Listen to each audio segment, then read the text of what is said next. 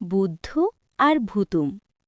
এক রাজা ছিল, তার দুই রানী, সুয়োরানী আর দুয়োরানী।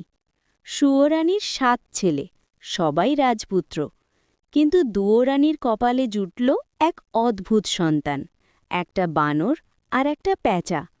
রাজা দুঃখে আর অপমানে দুয়োরানীকে রাজপ্রাসাদ থেকে বের করে গ্রামে পাঠিয়ে দিলেন। সবাই হাসাহাসি করত, কিন্তু দুয়োরানী তার এই দুই সন্তান বুদ্ধু অর্থাৎ বানর এবং ভুতুম অর্থাৎ প্যাঁচাকে খুব ভালোবাসতেন। গল্পের মোড়: একদিন রাজার ৭ ছেলে বিয়ে করতে যাবে। তারা অনেক দূরে যাত্রা করল। এদিকে বুদ্ধু আর ভুতুমও বায়না ধরল তারা বিয়ে করবে।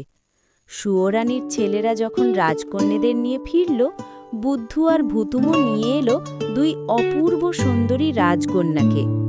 কেউ জানত না যে বুদ্ধু আর ভুতুম আসলে অভিশপ্ত রাজপুত্র, যারা রাতে মানুষের রূপ পায়।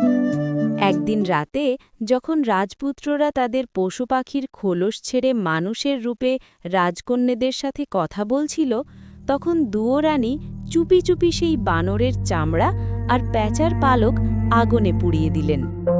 অমনি অভিশাপ কেটে গেল। বুদ্ধু আর ভুতুম হয়ে গেল রাজ্যের সবচাইতে তেজস্বী আর সুন্দর দুই রাজপুত্র। রাজা যখন সব জানতে পারলেন, তিনি সুয়োরানীর ছেলেদের অহংকার ভেঙে দিয়ে দুয়োরানীকে আবার মহলে ফিরিয়ে আনলেন।